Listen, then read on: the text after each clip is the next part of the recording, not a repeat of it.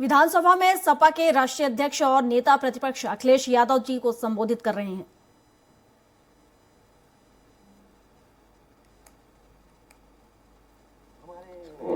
माननीय सदस्य हाईवे की बात कर रहे हैं। 5वें पेज पे लिखा है Purvanchal expressway, Bundelkhand expressway, 6 expressway संचालित हैं। Gorakhpur link expressway, Ballia expressway एवं गंगा एक्सप्रेसवे। अध्यक्ष महोदय, मैंने कई बार कहा, क्या कारण है कि भारत सरकार उत्तर प्रदेश में एक्सप्रेसवे नहीं दे रही है? और ये बात मैं पहली बार नहीं कहने जा रहा हूं सरकार के सामने।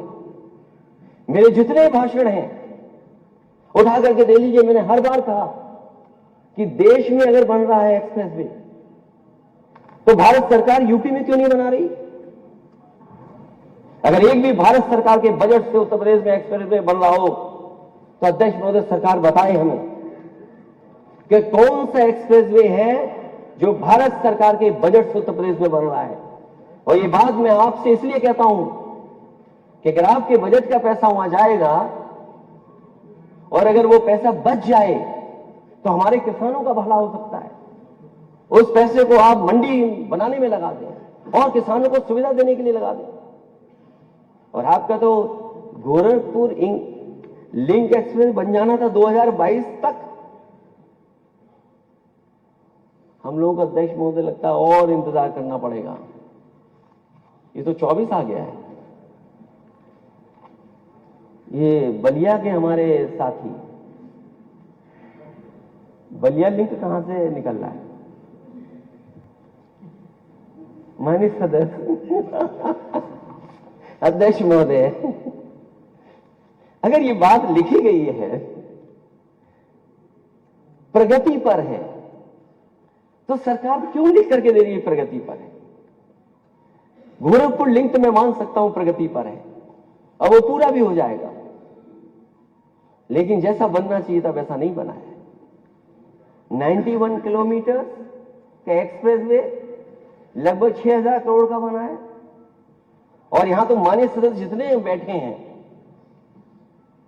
ये नोएडा, ग्रेटर नोएडा से आगरा वाले पे भी चले होंगे।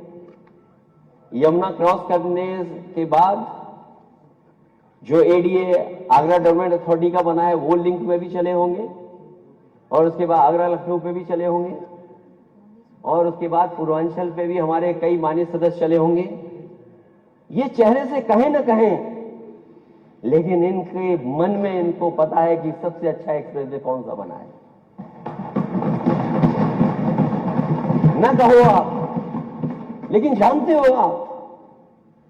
और मैं अध्यक्ष महोदय दावा कर सकता हूं कि दुनिया के जो बेहतरीन एक्सप्रेसवे हैं उसके बराबर अगर कोई एक्सप्रेसवे बनाए तो आगरा लखनऊ एक्सप्रेसवे बना है, जो समाजवादियों ने बनाया। ये बात मैं बार बार बोलता हूं।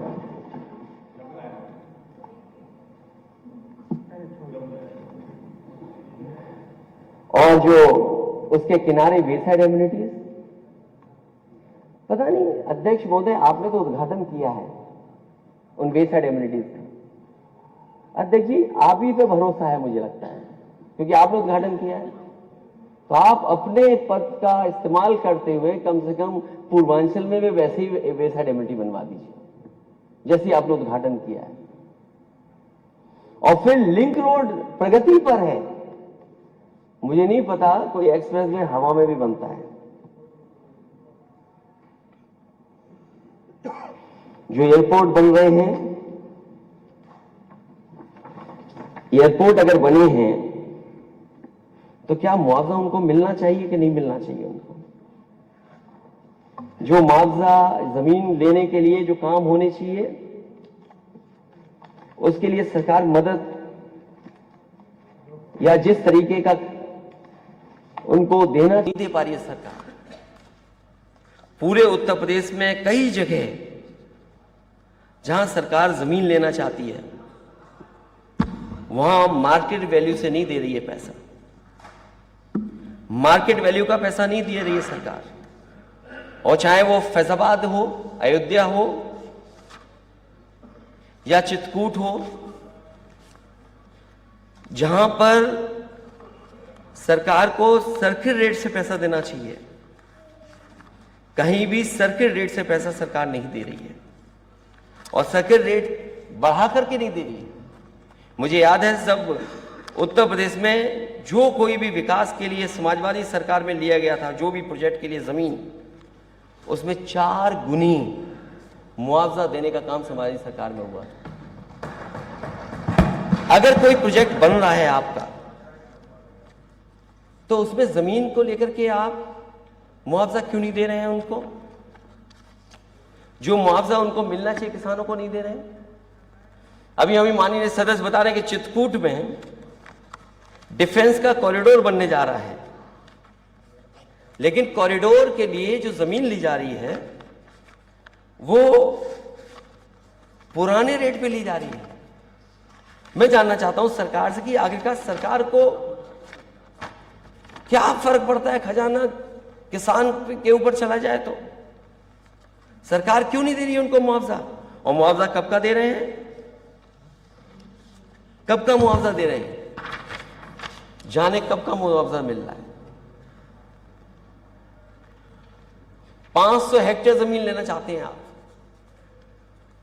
किसानों की 500 हेक्टेयर जमीन लेना चाहते हैं आप, और मुआवजा क्या दे रहे हैं आप?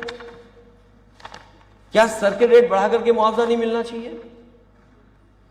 ये चित्रकूट की मामला है। और अभी तो बजट में सरकार ने कहा है कि वो बजट में मैं चर्चा करूंगा कि लखनऊ में दिल्ली की तरह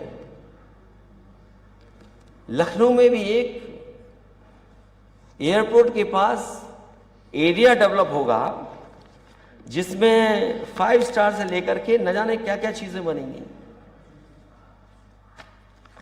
अगर आप कोई प्रोजेक्ट बनाना चाहते हैं तो उसमें देरी क्यों? और देरी इसलिए है क्योंकि सरकार सही मुआवजा नहीं देगी। और हम लोगों ने तो ऐसी जगह देखा है, सुना भी है, लोगों से मैं मिला भी हूं, कि जहां पर किसान और जो वर्षों से लोग रह रहे थे उनके साथ बहुत बड़े पैमाने पे भेदभाव हुआ। और मैंने अध्यक्ष महोदय हर बार कहा, पत्र लिखकर। और इसी के साथ बुलेटिन में अभी के लिए बस इतना ही। अधिक जानकारी के लिए आप बने रहिए हमारे साथ और देखते रहिए स्वराज एक्सप्रेस। नमस्कार।